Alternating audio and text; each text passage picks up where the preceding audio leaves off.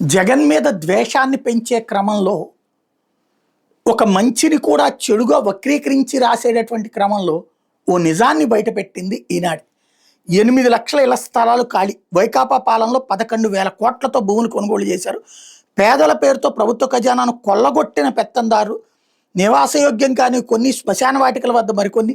నాటి జగనన్న కాలనీలో లబ్ధిదారుల పరిస్థితులు ఇవి అంటూ ఇంటి పట్టాలు పొందినవాడు 18,34,769. ఇప్పటి వరకు పరిశీలనలో ఖాళీగా ఉన్నట్టు గుర్తించిన ప్లాట్లు 8 లక్షలు. అంటే 10 లక్షల మంది ఇల్లు కట్టుకున్నారని వీళ్ళే సర్టిఫై చేస్తున్నారు.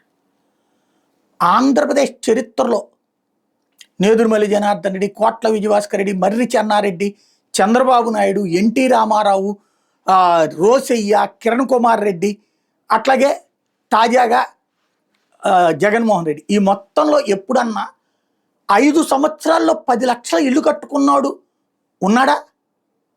10 లక్షల ఇల్లు ఇచ్చిన మగాడెవడన్నా ఉన్నాడా? 18 లక్షల ఇళ్ల పట్టాలు ఇచ్చిన మగాడెవడన్నా ఉన్నాడా?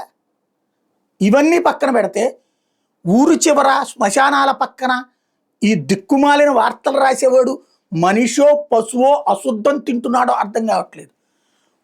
వాంబే కాలనీలు ఊరు చివర కాక ఊరు మధ్యలో కట్టారా? టిట్కో ఇళ్ళు ఊరి చివర కాకపోతే ఊరు మధ్యలో కట్టారా? ఊరు మధ్యలో ఎవడన్నా కట్టడం సాధ్యమవుతుందా? ఉచిత ఇళ్ళు ఇచ్చేటప్పుడు సందర్భంలో ఊరు చివరనే కదా కట్టేది. దాంట్లో వాళ్ళు తిన్నారంటే టిట్కో ఇళ్లలో ఇళ్ళు తినలేదా?